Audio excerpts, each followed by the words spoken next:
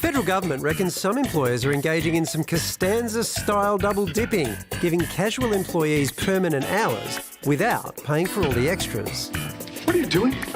What? You double dipped the chip. We will go to a proper definition of casual to what it was before the coalition government legislated a couple of years ago. So in 2021, a change made in Parliament meant that if a worker signed a casual contract, they stayed a casual no matter how many hours they worked. But Labor wants it reversed, and for casual employees who work a permanent roster to be offered a permanent position after 6 months. Your rent's not casual, your bills aren't casual, paying for the groceries or other members of the household, none of those expenses are casual. It'll be in addition to the existing 12-month casual employee conversion policy. Keep the 12-month rule that's already there, where it's after 12 months that an employer makes an offer. And the other thing we're looking at is for a worker, every 6 months, if they believe they are in fact working permanent hours and they would like to convert, to be able to make the application.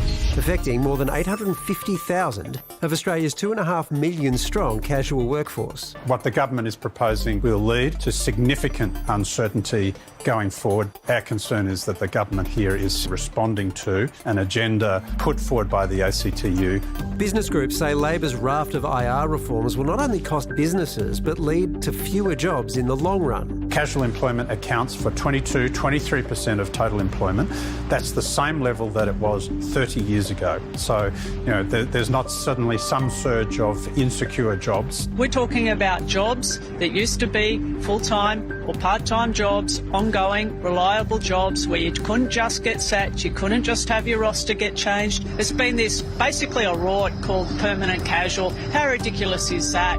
But while some casual workers would be loath to lose their loading, the government says no one will be forced into full-time. The situation now will be, if you'd like to switch and you're working permanent hours, the pathway will be open for you. It seems a little like a change in search of a reason to have a change. I'm not quite sure what the problem is here. I mean, if you want to, a lot of people want to stay casual because they want the flexibility. I can understand someone wanting a full-time name against a full-time job if they're going for a home loan, for example. But I just don't think it's a big problem, is it? But isn't that the problem it solves?